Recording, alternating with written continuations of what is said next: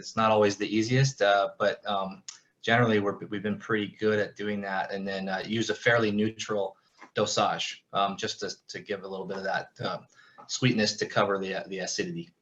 Yeah. But there's a lot of nuances, is what you're saying. I mean, the champagne is sparkling That's wine. Okay. You can say that. It's a complicated, intricate process, to say the least. Yeah. And was today your first pick of the season? Second day. We started yesterday. Yeah. It was interesting. I'm sure you guys have seen with your vineyards as well. This July was just terrible as far as the weather, just being foggy and dreary and cold. We initially thought that the harvest was going to be early, and then July came along and it just slowed things down, like really parked it. We thought we'd be picking almost 2 weeks ago. I kind of had earmarked the 1st of August. Well, here we are, the middle of August, and we're just getting started. So so we're excited. It's the winery's 39th harvest. So we've been at it for a little while. Myself, my predecessors, and your husband, Stephen, back in the days was consulting. So hi, Steve, I see you over there. So it's been a fun run. We're glad to get things started, And you guys have had really different weather than we've had up here. Even today, it was 91 when I left the winery. And when I got out of the car down where you are, it was like 74. Yeah. It was crazy. We haven't had the amount of fog that you guys have had down on the coast, I think. Yeah, we've been socked in, and because we're 3.25 miles officially from the beach front to the westernmost edge of our property, which the majority of is within 4 miles of the ocean. So that fog is on us, and like today, like you saw, is if we just get a little bit of that ocean breeze, we're kind of the first ones to inherit that, which is a good thing. So it's been hot and sticky. Yeah, I think the sticky is the part that's throwing us really off here. Yeah, last weekend was really crazy. So I have a question. I see you have like more than a handful of sparkling wines on the website right now. And at what point do you make the decisions on which lots of wine go into which one of those bottlings? Do you have specific areas of the vineyard that always go to the same wine, or do you make those decisions later after fermentation? For the most part, later, although we have one block, which is the last of our original old vine plantings from the Maison d'Hôtes era that you talked about, actually the vineyard right underneath the wine, pull into the driveway there. That one is designated to 2 of those sparklers. One is the Cuvée M. We call Cuvée M. It's a traditional blend of 50% Pinot, 50% Chardonnay, and it usually has the longest time aging time. So that block lends itself from a Pinot Noir standpoint to that.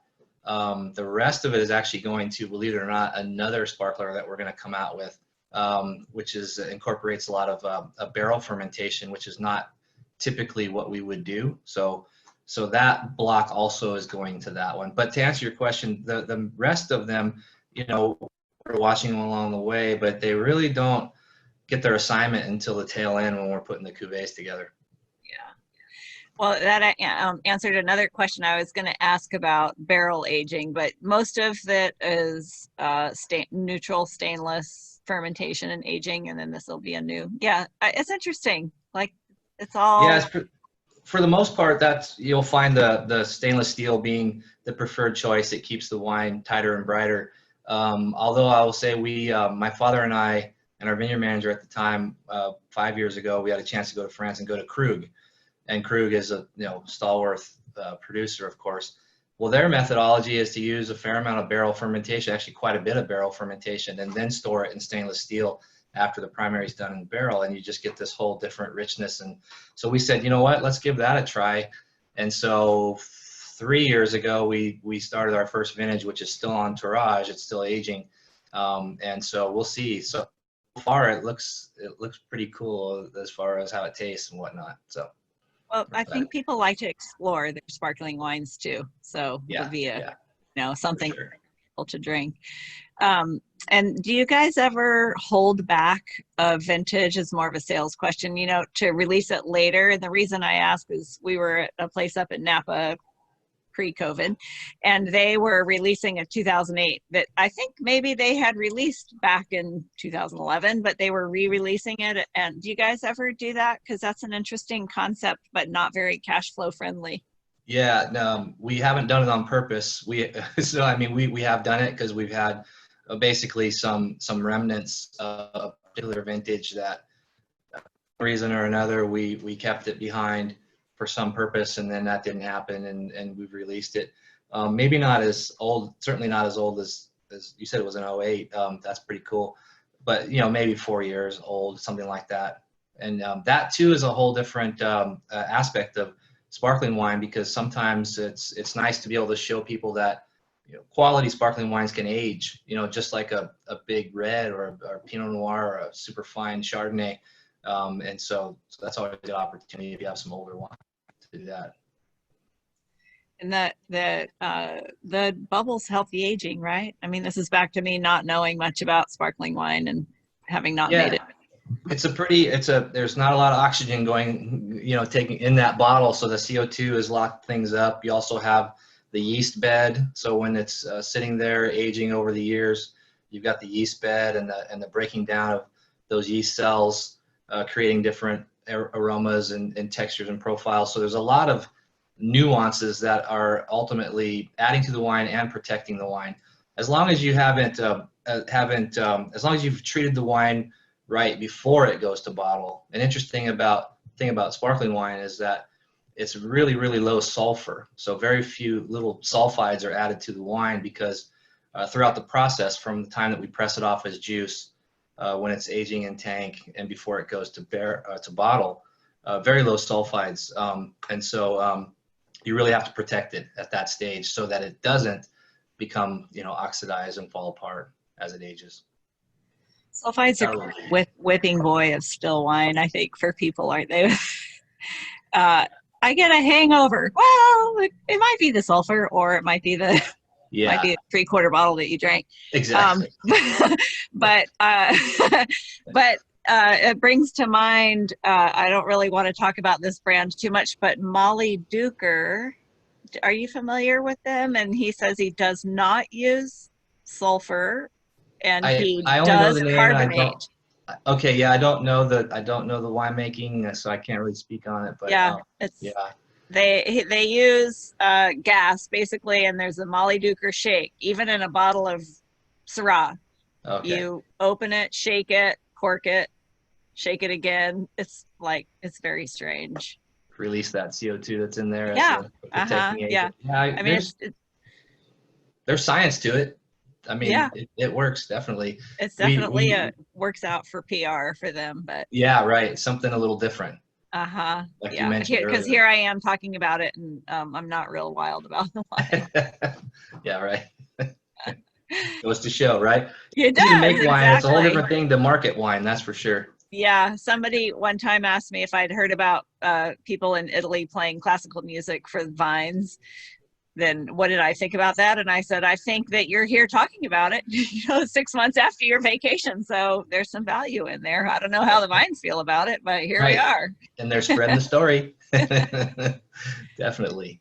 And then for the wines that you're making there, Laetitita is all Arroyo Grande Valley estate? Yes. Yeah. And everything. Nadia looks like Santa Barbara County? Yeah, that's correct. So the winery recently sold about 1.5 years ago. The previous owners owned 2 vineyards. They owned the Laetitita Ranch, also one in Santa Barbara County up in the mountains of Cuyama. And so the Nadia brand was built around the grapes from that ranch in Cuyama and Santa Barbara. And then the Laetitita, of course, was 100% estate grown here on the property. And so even though the ownership changed, we continue to have a contract for the Nadia wines, the grapes from that ranch. So we'll be able to continue on with that tradition as well. So. And a little side note about La Colline Vineyard. down below me are 2 bottles of 1996 Stephen Ross Pinot Noir La Colline Vineyard. Really? Right on. Right I don't on. I don't know how much was made because it literally predates our accounting system. It's so long ago. Wow, But it'll be anyway, interesting that's when you crack that, if you crack yeah. it. Yeah. I will have to talk Steve into that. He likes to hold on to things. Yeah. So, and you're, how many acres do you have planted in the estate in G? Right now it's about 282. Okay. At one point in time, it was closer to 600. Over the years, yeah, it's big. So the ranch is the actual estate is 1,900 acres, and so it kind of surprises people if any of our friends listening have driven by on the 101. You're really just seeing that western edge of it, and then it shoots off to the east and up to the north, and it's quite diversified. So yeah, so at one point in time it was quite big, frankly too big. There were too many acres there, and then over the last 20 plus years, in recent years, those original vines kind of expired, got old, had got some viruses, et cetera, and they just needed to come out. So now we're down to 280 acres of really good, strong, viable vines, of which 3/4 of that is Pinot Noir. Nice. And how many different Pinots do you make? Too many. Yeah, well, Pinots are like that, huh? I Yeah. should tell you what. Pinot likes to be made really inefficiently, but Totally. it's so delicious. Yeah, totally. So I think we do 14 different Pinots.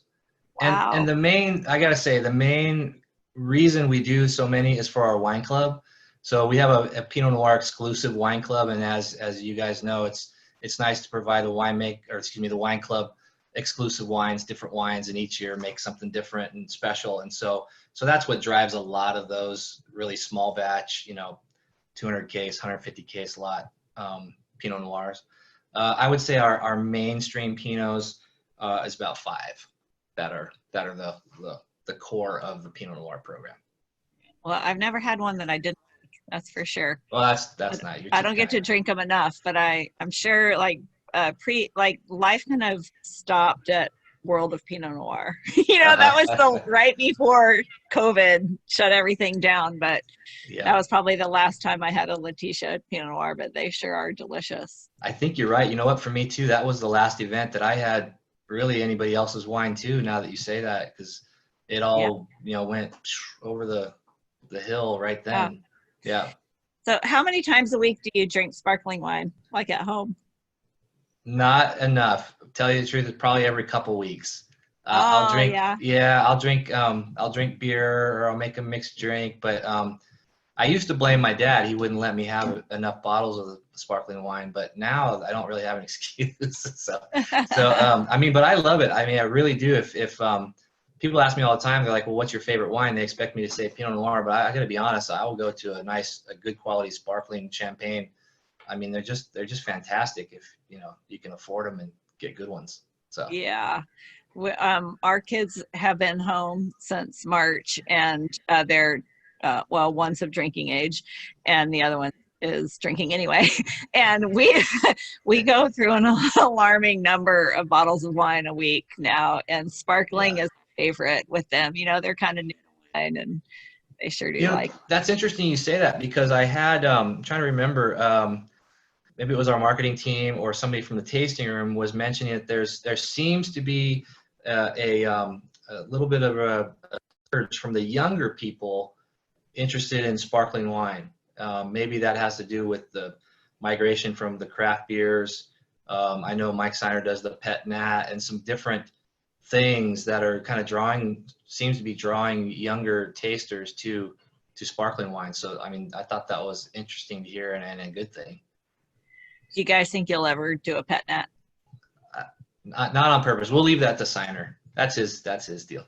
I like Mike Seiner's Pet Nat, but it's kind of a risky production. I feel like sometimes they're really good and sometimes they're not very good. So I would think, like, for you guys, I don't know why you would, because your wines are so good. You don't really need to go make something that is risky like that. Yeah. We're a little conservative, so I'll take the high road on that one. I'm with you on that one. We can't sit here on the Central Coast without talking about the smoke out there right now. And like, what do you think about this with where we are in harvest? Yeah, I would kind of like scratch our heads and say, well, what's next? You know, we had the rain, last weekend, and thunder and all that stuff. And now we got the smoke hovering over us. And I have to be honest, having primarily only worked with the 2 ranches as mentioned, fortunately, we haven't had a fire close by.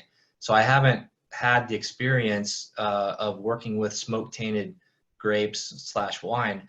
I know that some of my counterparts within the company have from up north.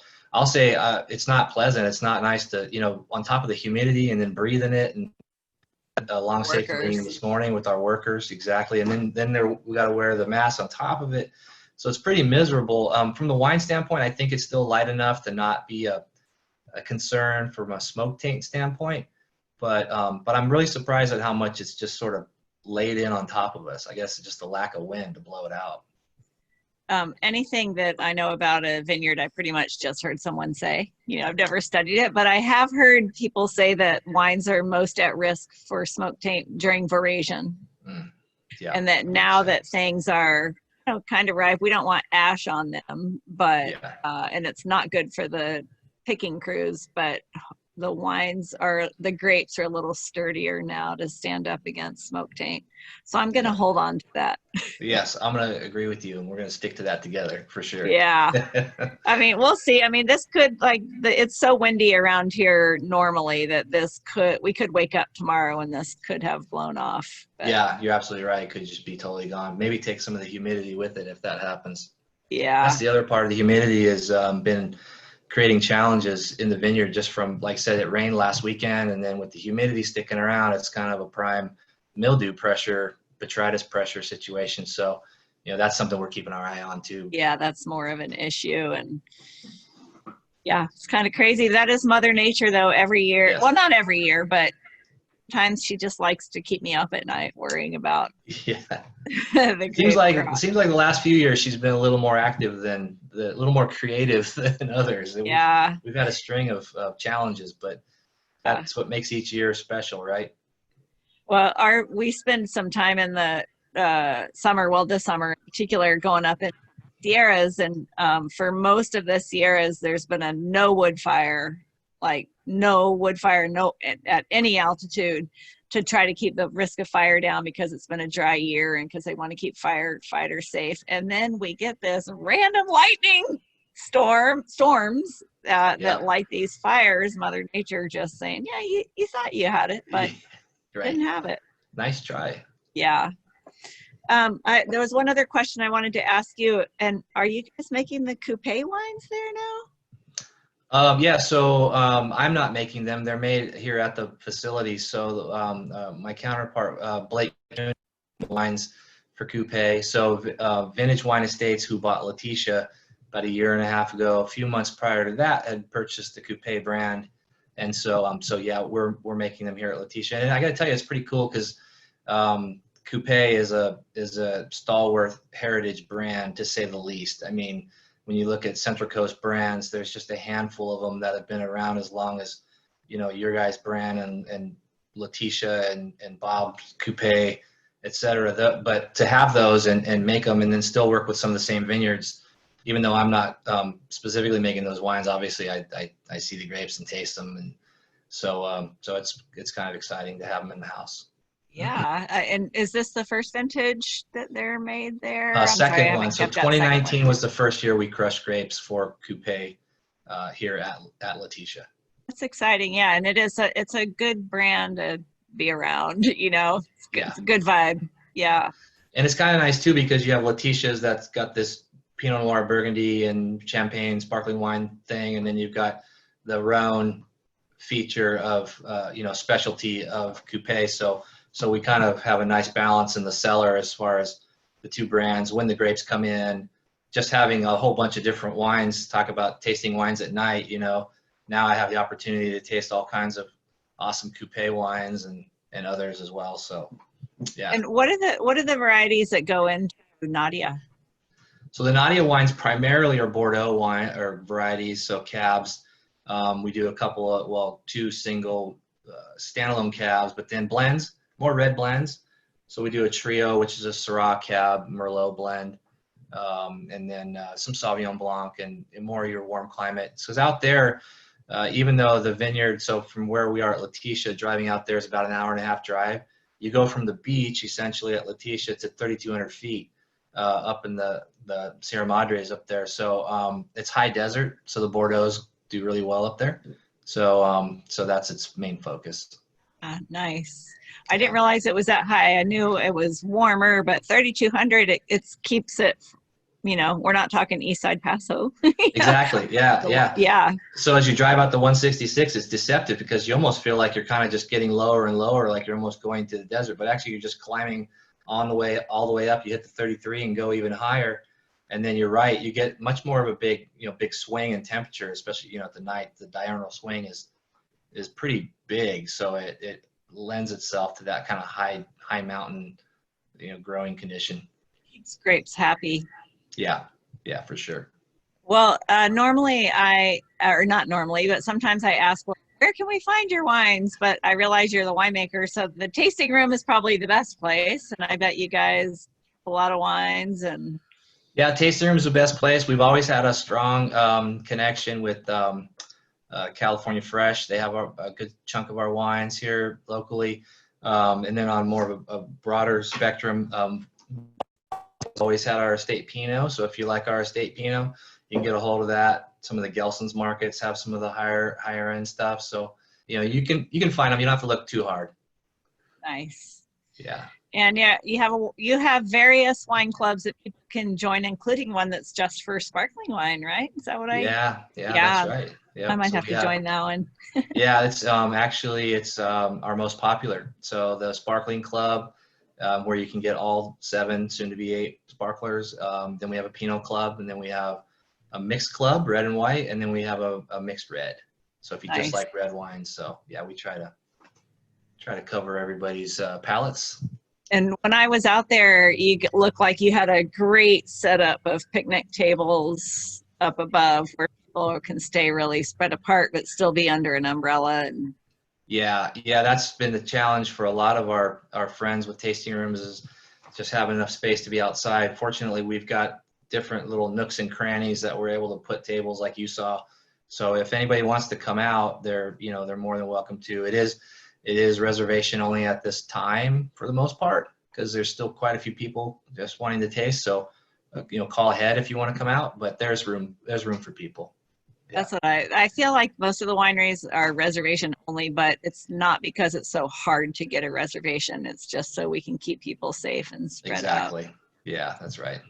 Well, does anybody who's on have a question for Eric before we sign off? We're getting to our 30-minute mark.